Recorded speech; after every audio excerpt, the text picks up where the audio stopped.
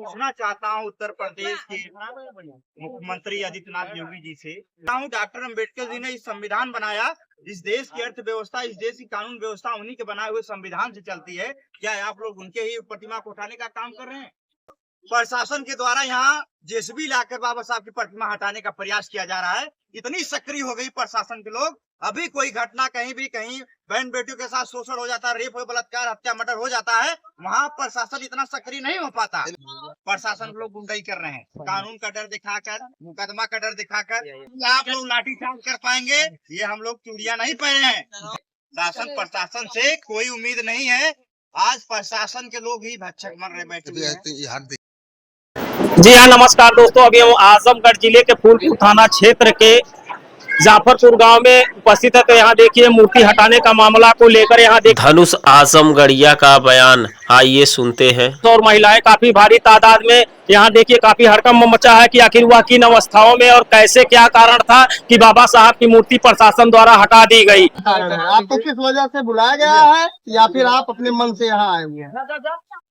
देखिए आशीष भाई जो है, सबसे पहले आप लोगों का बहुत बहुत धन्यवाद, क्योंकि आप लोग हमेशा जहाँ भी आजमगढ़ जिले में कहीं भी समाज की आवाज, कहीं भी बहन बेटियों के साथ अत्याचार होता है, कहीं भी हमारे माँ बापों के साथ अत्याचार होता है, तो होता है, तो आप लोग पहुँचने का काम करते हैं। ये बहुत बहुत आप लोगों का धन्यवाद है। और साथियों को बता रहा हूँ कि आज जो है हम लोग उत्तर प्रदेश के जिला आजमगढ़ जाफरपुर में आए हैं। यहाँ बाबा साहब अम्बेडकर की प्रतिमा से विवाद हुआ। विवाद क्या हुआ? यहाँ गाँव ने यहाँ बाबा साहब अम्बेडकर जी की यहाँ प्रतिमा लगाई थी। काफी समय से यहाँ पर जयंती मनाई जा रही थी।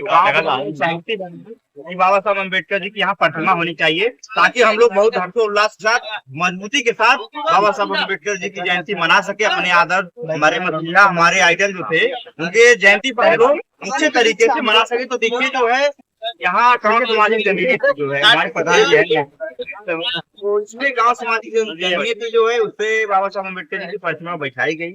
और बैठाने के बाद प्रशासन की दबंगई के द्वारा जो है, उनके बल प्रयास के द्वारा बाबा साहब अम्बेडकर जी की प्रतिमा यहाँ हटा दी। प्रशासन का कहना था कि ये गांव सामाजिक जमीनें थी, यहाँ आपको परमिशन लेके बैठाने की जरूरत है। तो मैं पूछना चाहता हूँ उत्तर प्रदेश के मुख्यमंत्री आदित्यनाथ योगी जी से, जब ये गांव की जमीनें हैं तो गांव के लोगों ने ये परमिशन लेके, गांव के लोगों ने अपनी सहमति जताकर प्रतिमा को बैठाने का काम किया, तो फिर किस चीज की दिक्कत हो रही है आपको? ठीक है, आप लोग कह रहे हैं कानून को मानते, कानून को मानकर आप लोग काम करिए। तो मैं तो ये कह रहा हूँ, डॉक्टर अम्बेडकर जी ने इस संविधान बनाया, इस देश की अर्थव्यवस्था, इस देश की कानून व्यवस्था उन्हीं के बनाए हुए संविधान से चलती है। क्या आप लोग उनके ही प्रतिमा को उठाने का काम कर रहे हैं? और इस उत्तर प्रदेश की बीजेपी सरकार कहती है कि हम लोग बाबा साहब अम्बेडकर को मानते हैं, उनके विचारधारा को आगे बढ़ाने का काम करते हैं, लेकिन आज उन्हीं की प्रतिमा इस उत्तर प्रदेश से हटाने का काम किया जा रहा है। ये घटना पहली बार नहीं है जाफरपुर ग्राम सभा मेरे भाई। अभी आप कुछ दिन पहले यही दिदारगंज क्षेत्र के क्यों कह रहा हूँ, सही बात, ये बात अभी यही पवई की घटना आई है सामने। अभी यहाँ घटना देखिए जाफरपुर में, ये लगातार सिर्फ बहुजन समाज के महापुरुषों का अपमान किया जा रहा है, उनकी प्रतिमा हटाई जा रही है।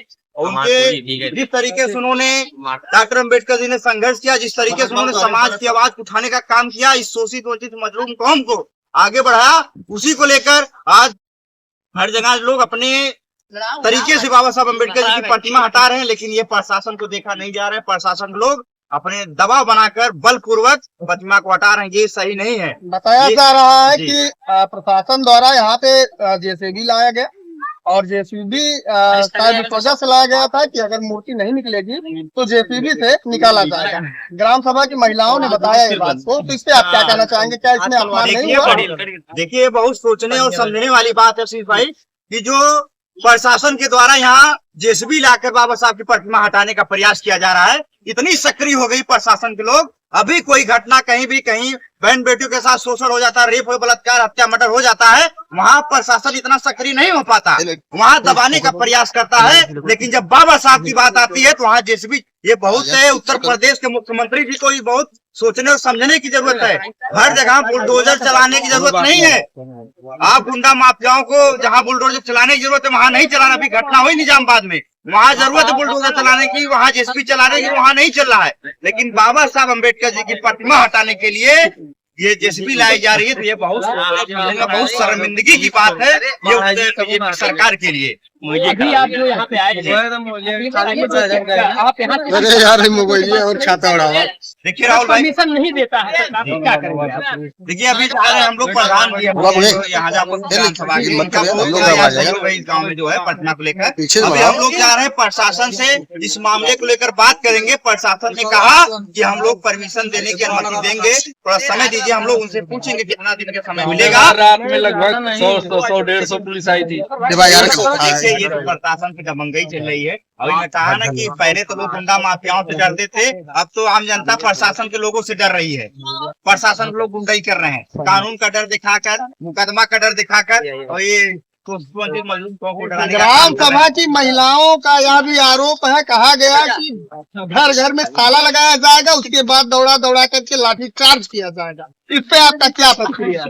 देखिए अब ये बात आप कह रहे हैं कि जो प्रशासन लोगों ने कहा कि ताला लगाया जाएगा और लाठी चार्ज किया जाएगा, तो मैं प्रशासन को कह रहा हूँ इतनी आप मजाल नहीं होगी।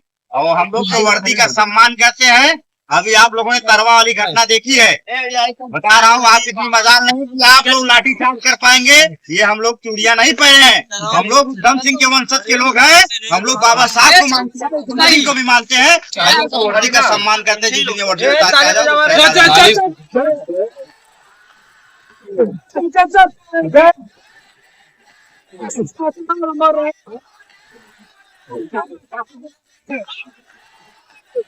उत्तर प्रदेश में लगभग हर चीज में आईफोन आप जो है कि शासन और प्रशासन क्या उम्मीद कर रहे हैं कि ऐसी घटना ना हो?